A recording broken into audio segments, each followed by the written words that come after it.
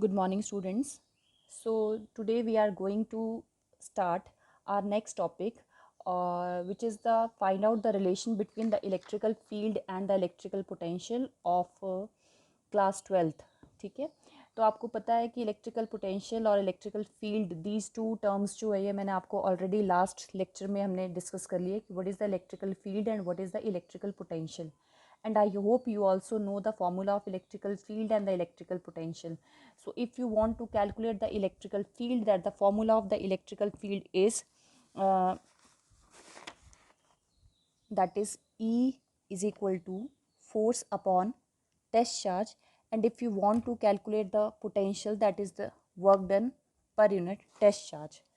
Okay, so these two formulas are very important in today's lecture. Okay, so before starting the lecture, let us first discuss or recapitulate the previous terms. ठीक है, जैसे हमने लिया था, ये मेरे पास दो सोर्स चार्जेस है. ठीक है, this one is plus Q charge and this one is minus Q charge. इसको सेपरेट रखा है मैंने. ठीक है, अब अगर मैंने आपको थ्योरेटिकली लास्ट लेक्चर में ऑलरेडी बता दिया था कि what is the relation between the electrical field and what is the relation between the electrical field and the electrical potential. ठीक है, अब मैं उसको ही रिकैप्चुलेट कर रही हूँ जो हमने लास्ट लेक्चर में ऑलरेडी पढ़ लिया है. लास्ट लेक्चर में हमने देखा था if you want to draw the electrical field line in this case plus Q case में, तो हम क्या करते हैं, एक टेस्ट चार्ज लेते हैं. ठीक है, we placed a test charge, ठीक है, around this plus Q source charge, and we see that test charge will experience a force of repulsion because of this plus Q charge. Okay, और जो वो force of repulsion experience करेगा तो जो आपका वो टेस्ट चार्ज है वो it will start moving away from plus Q charge. तो आपकी इलेक्ट्रिकल फील्ड लाइन की डायरेक्शन ऐसे बनी थी. ठीक है, this is the direction of movement of plus q charge because this plus q charge will experience a force of repulsion because of this plus q charge. Okay, तो मैंने आपको electrical field already बता दी थी कि it is a scalar vector quantity, and if you want to calculate the magnitude, so this is the formula of electrical field magnitude को calculate करने का. And if you want to calculate और just try to see what is the direction of electrical field, then you simply see that the direction of force experienced by this charge, electrical field का अगर आपने direction देखनी है तो the direction of electrical field is same as the force experienced by this test charge. जिस तरफ को वो फोर्स ऑफ अट्रैक्शन या रिपल्शन फील करता है बिकॉज ऑफ सोर्स चार्ज, ये वाला चार्ज, वो जो उस फोर्स की डायरेक्शन होती है वही सेम आपकी इलेक्ट्रिकल फील्ड की डायरेक्शन बनती है. ठीक है, तो यहाँ पे मैंने देखा in this case this test charge will experience a force of repulsion in this direction. ठीक है, so this is the direction of force experienced by this test charge. So that is also the direction of electrical field, क्योंकि जो force की direction होती है वही आपकी electrical field की डायरेक्शन होती है. तो आपकी इलेक्ट्रिकल फील्ड ऐसे बाहर की तरफ है. अगर आप यह बनाएंगे तो मैंने आपको बताया था number of electrical field lines are there, तो इस प्लस क्यू के केस में आपके पास ऐसे large number of electrical field lines बनती है. ठीक है, which gives you the direction of electrical field around this plus Q charge. ठीक है, तो ये आपकी इलेक्ट्रिकल फील्ड की आती है. और एक सबसे इंपॉर्टेंट चीज़ मैंने आपको बताई थी कि in case of this isolated plus Q charge the magnitude of electrical field is constant और इट इज़ वेरिएबल. तो as I have already told you that अगर आप थ्योरेटिकली देखेंगे, अगर आप थ्योरेटिकली देखो तो जहाँ पे आपकी electrical field line they are crowded to each other. ठीक है, जहाँ पे वो आपस में क्राउडेड होती है at that point the magnitude of electrical field is maximum. ठीक है, और अगर वो स्प्रेड होना शुरू हो जाए then the magnitude of electrical field वहाँ पे डिक्रीज हो जाता है. जितना क्राउडेड आपकी इलेक्ट्रिकल फील्ड लाइन होगी उतना ही स्ट्रॉन्गर इलेक्ट्रिकल फील्ड का मैग्नीट्यूड होता है. ठीक है, और जितना वो far away from each other होगी वो इलेक्ट्रिकल फील्ड का मैग्नीट्यूड डिक्रीज हो जाता है. जैसे यहाँ पे electrical field line they are very close to each other, it means the magnitude of electrical field at these point is maximum, and when we start moving away from plus q charge then we seeing that the इनके बीच का जो distance है वो क्या चीज़ होना शुरू हो गया है, बढ़ना शुरू हो गया है. तो अगर इनके बीच में डिस्टेंस इंक्रीज हो रहा है यानी कि वो लेस क्राउडेड हो रही हैं. Less crowded means the magnitude of electrical field start decreasing. तो in case of isolated charge the magnitude of electrical field is not constant, it is variable in nature. तो जब हम बाहर की तरफ जाएंगे तो इलेक्ट्रिकल फील्ड जो है उसकी स्ट्रेंथ जो है वो डिक्रीज हो जाएंगी। लेकिन अगर मैं डायरेक्शन पूछूं तो डायरेक्शन जो इलेक्ट्रिकल फील्ड की इस केस में it is always away from plus Q charge, ठीक है, अवे है यहाँ पे। दूसरी अगर आप माइनस क्यू की बात करते हैं तो आप माइनस क्यू में क्या करेंगे, यहाँ पे आप टेस्ट चार्ज फिर से रखेंगे। अब in this case the test charge जो आपने टेस्ट चार्ज प्लेस किया होगा, the sign of these two charges are opposite. So as you all know, the opposite charges, they will start attracting each other. So this minus q charge, which is a source charge, ठीक है, and it has its own electrical field, it will start exerting a force of attraction on this plus q charge, and this plus q charge will start moving towards the minus q charge, ठीक है। अब यहाँ पे जब हम electrical field line show करते हैं तो वो आपकी ऐसी शेप की बनती हैं, ठीक है, similar two plus Q charge, but the only difference is direction. In this case, the electrical field line are moving away from plus q charge, but in this case, the electrical field line, they are moving towards the minus q charge. Why? Because in this case, this plus q naught charge will experience a force of attraction. ठीक है, and in this case it will experience a force of repulsion, ठीक है, that's why it is moving away from plus q charge, and in this case it is moving towards the minus q charge, ठीक है। So in this case, as I have already told you that what is the direction of electrical field, it is the direction of electrical field is same as that of the force of attraction or repulsion experienced by the test charge. So in this case, this test charge will experience a force of repulsion, but in this case this test charge will experience a force of repulsion और यहाँ पे force of attraction experience कर रहा है। तो यहाँ पे अंदर की तरफ फोर्स ऑफ क्या चीज़ लग रही है, अट्रैक्शन लग रही है, यानी कि आपकी इलेक्ट्रिकल फील्ड की डायरेक्शन जो होगी वो कहाँ को होगी, towards the minus Q charge, ठीक है। और ये भी कैसी होगी, ये भी आपकी वेरिएबल नेचर की ही होगी। स्ट्रॉन्गर कहाँ होगी, तो देखो जितनी भी इलेक्ट्रिकल फील्ड लाइन है वो यहाँ पे आके क्लोज हो रही हैं, क्राउडेड हो रही हैं, यानी कि यहाँ पे इलेक्ट्रिकल फील्ड का मैग्नीट्यूड स्ट्रॉन्गर होगा और यहाँ पे क्या होगा, वीकर होगा, ठीक है। तो आपने दो चीज़ें याद रखनी है कि in case of plus Q charge the electrical field line is moving, direction of electrical field is away from plus q charge, and in case of minus q charge it is always acting towards the minus q charge, ठीक है। Next आपको मैंने theoretically already पढ़ा दिया है कि अगर आप यहाँ पे प्लस क्यू चार्ज कंसीडर कर रहे हैं, ये प्लस क्यू चार्ज है, तो प्लस क्यू के केस में जो अगर आप इलेक्ट्रिकल फील्ड की डायरेक्शन शो करें तो electrical field is always acting away from the plus Q charge, यहाँ से दूर ही जाती हैं। और अगर आप यहाँ पे माइनस क्यू की बात करते हैं तो electrical field is always acting towards the minus Q charge, जो मैंने आपको यहाँ समझाया, क्लियर। अब जब हम पोटेंशियल की बात करते हैं तो पोटेंशियल आपको पता है work done over a test charge होता है, तो मैंने ऑलरेडी आपको बता दिया है कि in case of plus Q charge, अब यहाँ पे फील्ड बनी है पूरी, यहाँ पे मैंने पूरी फील्ड नहीं बनाई है, सिर्फ डायरेक्शंस कंसीडर किए हैं। तो अगर आप यहाँ पे पोटेंशियल की डायरेक्शन बताए तो अगर आप पोटेंशियल देखते हो तो प्लस क्यू के केस में when you start moving towards the plus Q charge और you are moving inside the electrical field, ये इलेक्ट्रिकल फील्ड है सारी, ठीक है, इलेक्ट्रिकल फील्ड के अंदर आप मूव करते हो क्योंकि ये फील्ड है। अगर आप इसके अंदर की तरफ मूव करते हो तो मैंने आपको लास्ट लेक्चर में बताया था अंदर की तरफ हमेशा कौन सा पोटेंशियल होता है आपका, इन case of plus Q charge it is always increasing potential, जब भी हम अंदर की तरफ जाएंगे तो वो इंक्रीजिंग पोटेंशियल होगा, ठीक है। और जब हम माइनस क्यू की बात करते हैं, in case of minus q charge when we start moving inside the electrical field then it is always a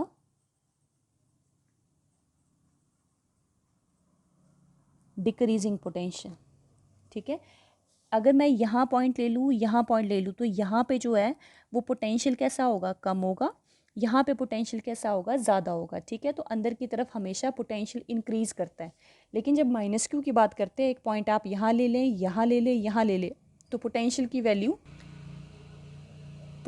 values जो है इन पॉइंट्स में जो है यहाँ पे सबसे ज़्यादा होगी, यहाँ पे क्या हो जाएगा, डिक्रीज़, यहाँ पे क्या होगा, और ज़्यादा डिक्रीज़ हो जाएगा। तो यहाँ पे हम डिक्रीजिंग पोटेंशियल की तरफ चलते हैं। तो इन दोनों पिक्चर से मैंने आपको लास्ट लेक्चर में बता दिया था, अगर हम देखें कि what is the direction of electrical field with respect to potential. तो हम ये देखते हैं कि इलेक्ट्रिकल फील्ड अगर यहाँ बाहर की, क्योंकि यहाँ बाहर की तरफ चलती हैं, तो अगर इलेक्ट्रिकल फील्ड इस तरफ को है तो आप इस तरफ को देखो तो इंक्रीजिंग पोटेंशियल है, लेकिन अगर हम ऑपोजिट डायरेक्शन में मूव करें तो ये डिक्रीजिंग पोटेंशियल होगा ना। यहाँ पे तो इंक्रीज कर रहा है, लेकिन यहाँ की तरफ चलेंगे तो डिक्रीज कर रहा होगा। यानी कि इस तरफ को इंक्रीजिंग है तो इस तरफ को कौन सा बनेगा हमारा, डिक्रीजिंग पोटेंशियल। और यहाँ पे देखो इलेक्ट्रिकल फील्ड और डिक्रीजिंग, यानी कि if we want to show the direction of electrical field with respect to the potential, then we see from these two figures that the electrical field definitely act in the direction of decreasing potential. See, it is a direction of electrical field, and in this case the decreasing potential is acting in this direction, so the electrical field and decreasing potential both are acting in the same directions. And in case of minus q charge, the electrical field is always acting in the decreasing potential. So if you want to just show the direction of electrical field with respect to the potential, then always remember that the electrical field is always acting in the direction of decreasing potential. ठीक है, ये मैंने आपको theoretically समझाया, अब आपने इसको numerically उसको प्रूव करना है। तो यहाँ पे मेरे पास क्या चीज़ है, एक मेरे पास अब आप रिलेशन इस्टेब्लिश कर रहे हो इलेक्ट्रिकल फील्ड और पोटेंशियल के केस में, ठीक है। अच्छा, एक और बात है, ये सिंगल पॉइंट है, अगर हम 2 पॉइंट लेते हैं तो मैंने आपको ऑलरेडी बताया है 2 पॉइंट पे हम पोटेंशियल कैसे लिखते हैं, V B minus V A is equal to W by Q naught, ऐसे भी लिखा जाता है, ठीक है। अब आपने क्या करना है, ठीक है। अब देखो एक बहुत इंपॉर्टेंट चीज़ जो आपने लास्ट उसमें भी पढ़ी होगी, अगर मैंने आपको ऐसे लिखा है, सपोज ऐसे, आप ये आपके लेक्चर में नहीं है, आपने ये सेपरेटली बता रही हूँ, if you given that x2 minus x1, suppose x is a distance, तो final distance minus initial distance, ठीक है। फाइनल डिस्टेंस में से आप इनिशियल को डिस्टेंस को माइनस करोगे तो आपके पास डिस्टेंस ही आता है, ठीक है। तो आप इसको लिखते थे, ये आपको चेंज इन डिस्टेंस बता रहा है कि फाइनल आपके पास 20 है, इनिशियल आपके पास 5 है, ठीक है। फाइनल आपके पास कितना डिस्टेंस है, इनिशियल आपके पास 5 मीटर है और फाइनल आपके पास सपोज कर लो 20 मीटर है, ठीक है। तो इन दोनों में से ये क्या चीज़ लिखी है मैंने, ये x1 है, ये x2 है, तो इनमें से जब आप x2 में से x1 को माइनस करोगे तो वो आपको क्या चीज़ बताता है, चेंज बताता है कि डिस्टेंस में कितना चेंज आ रहा है। तो चेंज मतलब 15 मीटर का चेंज आ रहा है। तो आपको पता है चेंज आपने 11th में पढ़ा है, कैसे लिखते हैं उसको, हम dx लिखते हैं, ठीक है। अगर मैंने यहाँ लिखा है P2 minus P1, final momentum minus initial momentum, तो वो भी आपको चेंज इन मोमेंटम ही देगा, तो उसको हम क्या लिखेंगे, dp, ठीक है।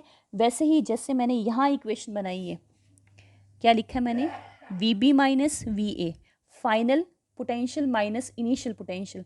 तो जब आप फाइनल पोटेंशियल में से इनिशियल को माइनस कर रहे हैं तो वो आपको चेंज इन पोटेंशियल बताएगा। जैसे यहाँ पे चेंज इन मोमेंटम है, वैसे फाइनल सपोज कर लो आपके पास 20 वोल्ट है, इनिशियल आपके पास 5 वोल्ट है, तो 20 वोल्ट में से 5 को आप माइनस करोगे तो that will give you 15 volt, and that 15 volt is the change in the potential. तो change V B minus V A can also be written as D V, उसको डी वी भी लिखा जाता है, ठीक है।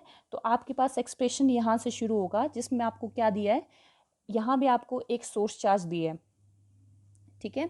आपके पास एक सोर्स चार्ज, यहाँ पे आपको एक सोर्स चार्ज गिवन है प्लस क्यू, ठीक है। और यहाँ पे इन्फिनिटी आपको पता है outside the electrical field, so the distance, जो आपका डिस्टेंस होता है from the source charge to the outside the electrical field, that distance can be written as infinity.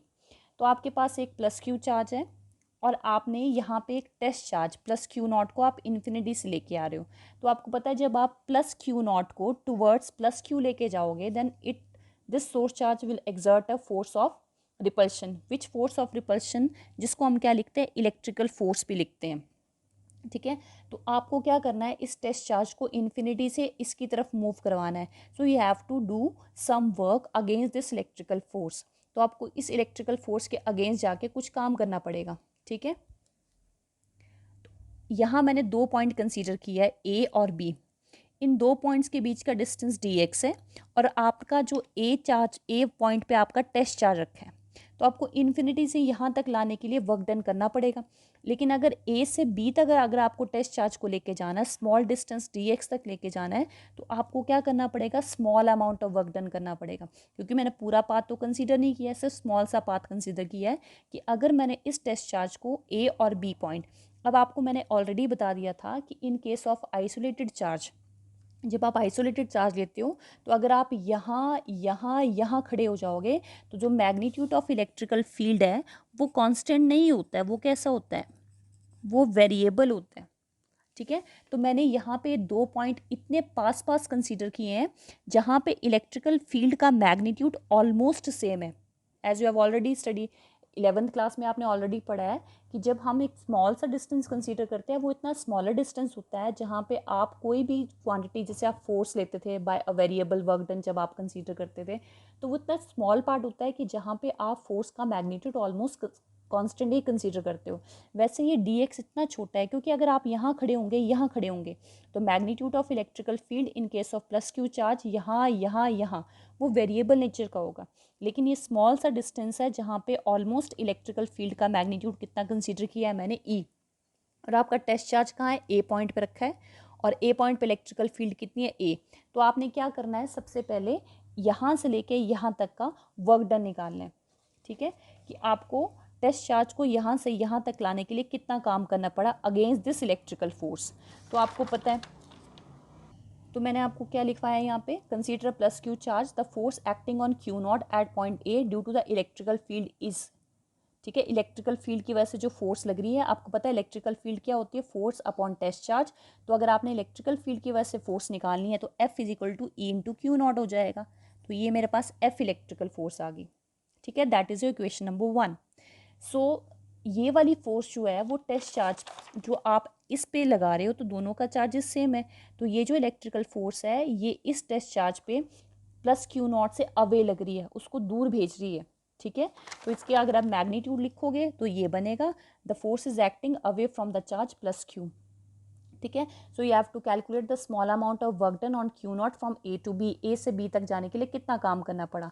So small amount of work done can be written as dw, it is equal to electrical force dot dx, क्योंकि आपको पता है work done is equal to F dot S होता है। ठीक है, F dot S आएगा, और अगर small amount of work done निकालना है तो वो F डॉट dx बनता है। ठीक है, तो small amount of work done हम निकाल रहे हैं, तो इलेक्ट्रिकल और dx, electrical is acting in this direction and test charge is moving towards the plus q charge, so both are acting in the opposite direction, so we are using the angle of 180 degree. ठीक है, so dw can be written as, put the value of cos 180, that is equal to -1, so it can be also written as F electrical into dx. so the small amount of work done is equal to minus from equation number 1, ये मैंने कहाँ से use किया है, from equation 1. ठीक है, e q naught dx. So you, in this case you are finding that what is the direction of, or what is the relation between the electrical field and the electrical potential. So in this case you have the formula of electrical field, but आपके पास potential का formula नहीं है। तो potential आपको पता है, potential क्या चीज़ होता है, work done upon test charge. तो यहाँ से टेस्ट चार्ज को मैंने वर्क डन के डिनोमिनेटर में भेज दिया, तो ई इंटू डी एक्स आ गया। ठीक है, तो D W by Q naught is equal to minus of D x.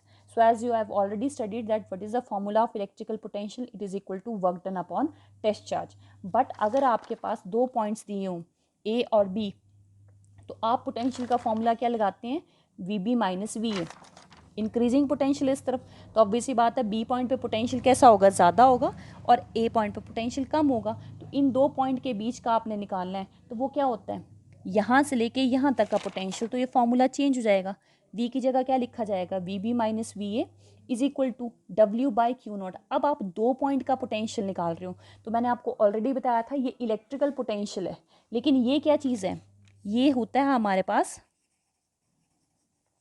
Potential difference, ये पोटेंशियल डिफरेंस है। तो जब आप इलेक्ट्रिकल पोटेंशियल निकालते हो तो it is the work done from infinity to the point. Infinity से जिस पॉइंट पे आपने पोटेंशियल निकालना है वहाँ के वर्क डन को लेते हैं हम, लेकिन यहाँ पे हम इन्फिनिटी से नहीं निकाल रहे हैं, यहाँ पे हम ए से बी तक का निकाल रहे हैं। तो मैंने आपको पोटेंशियल डिफरेंस की ऑलरेडी डेफिनेशन पढ़ाई है जिसमें मैंने बताया था अगर आपने पोटेंशियल डिफरेंस देखना है तो वो आप फील्ड के अंदर 2 पॉइंट पे देखते हैं। तो ये 2 पॉइंट फील्ड के अंदर है जहाँ पे potential difference VB minus VA जो होता है, डेफिनेशन लास्ट लेक्चर में आपको ऑलरेडी डिस्कस की है, जिसमें बताता है it is the work done. ठीक है, the potential difference is defined as the work done. ठीक है, in moving a test charge from one point to the another point, एक पॉइंट से दूसरे पॉइंट तक लेके जाने के लिए जो हम काम करते हैं ओवर अ टेस्ट चार्ज, वो पोटेंशियल डिफरेंस होता है। तो आपने V की जगह क्या लिखेंगे, VB minus VA, it is the potential difference, it is equal to work done एक पॉइंट से दूसरे पॉइंट तक जाने के लिए। तो आपने A पॉइंट से B पॉइंट तक जाने का जो वर्क डन है वो ये निकालना है, ये देखिए। ठीक है, तो ये जो आपका वर्क डन है वो यहाँ आ जाएगा। ठीक है, तो W की जगह A टू B का वर्क डन आ जाएगा, तो A टू B को मैंने DW से लिखा अपॉन Q0, वेरी सिंपल। ठीक है, तो अब मैंने आपको ऑलरेडी बताया था VB माइनस VA मतलब 2 पॉइंट का पोटेंशियल, ठीक है, डिफरेंस जो है VB minus VA, it can also be written as DV। तो इसको चेंज करके मैंने DV लिखा is equal to DW by Q0। ठीक है, अब यहाँ से देखो DW by Q0 is equal to minus of EDX, तो DW बाई Q0 क्या चीज़ आ गया, तो equation number 2 can be written as, इसकी जगह आप क्या लिख देंगे, DV। So DV is equal to minus of EDX where E is equal to minus DV by DX। DV means change in potential, DX मतलब change in distance. DV by DX का मतलब होता है पोटेंशियल का change होना with respect to distance. ठीक है, सो आपको मैंने 11th में वेलोसिटी ग्रेडियंट भी पढ़ाया। वेलोसिटी ग्रेडियंट होता है DV बाई DX। DV मतलब change in velocity with respect to distance. यहाँ पे DV बाई DX का मतलब क्या हुआ, change in potential with respect to distance. तो उसको हम लास्ट में वेलोसिटी जब डिस्टेंस के साथ चेंज होती थी तो वो वेलोसिटी ग्रेडियंट होती थी। टेम्परेचर जब डिस्टेंस के साथ चेंज होता है तो उसको हम टेम्परेचर ग्रेडियंट बोलते हैं। वैसे ही यहाँ पे जब पोटेंशियल डिस्टेंस के साथ चेंज हो रहा है तो उसको हम क्या बोलते हैं, पोटेंशियल ग्रेडियंट। ठीक है, तो ये रिलेशन आया। ठीक है, कि इलेक्ट्रिकल फील्ड जो है वो डिपेंड, उसका रिलेशन पोटेंशियल का विद रिस्पेक्ट टू डिस्टेंस के साथ क्या आ रहा है, ये बन गया आपका रिलेशन। यहाँ पे नेगेटिव साइन क्या इंडिकेट करता है, मैंने आपको ऑलरेडी बता दिया था कि electrical field is always acting in the direction of decreasing potential. तो देखो नेगेटिव साइन क्या इंडिकेट कर रहा है, this negative sign indicates that the electrical field is always acting in the decreasing potential. Negative अगर नहीं होता तो इसका मतलब है change in potential with respect to distance. अगर यहाँ प्लस साइन लगता तो यानी कि potential with respect to distance, जैसे ये आपका डिस्टेंस है, तो जब आप डिस्टेंस के साथ जा रहे हो अगर यहाँ प्लस साइन होता तो यहाँ पे जब आप जा रहे हो तो पोटेंशियल जो वो क्या हो रहा है, इंक्रीज हो रहा है। लेकिन अगर माइनस साइन है तो माइनस साइन का मतलब है जैसे जैसे डिस्टेंस इंक्रीज हो रहा है वैसे वैसे ही पोटेंशियल क्या हो रहा है, डिक्रीज हो रहा है। ठीक है, तो ये नेगेटिव साइन ये इंडिकेट करता है कि जो आपका इलेक्ट्रिकल फील्ड होती है वो हमेशा डिक्रीजिंग पोटेंशियल, क्योंकि नेगेटिव साइन क्या इंडिकेट कर रहा है, पोटेंशियल डिक्रीज हो रहा है, indicate that the electrical field is always acting in the decreasing potential. It is your relation. ठीक है, ये बहुत सिंपल सा है, बहुत ज़्यादा यूज़ होता है। इसको फॉर्मूले को आप एक और तरीके से भी लिखते हो, E can be written as V by X और V by D। Electrical field potential और ए डिस्टेंस, या पोटेंशियल या फिर डिस्टेंस को हम D के साथ भी कई बार रिप्रेजेंट कर देते हैं। ठीक है, तो न्यूमेरिकल्स में हम ये यूज़ करेंगे।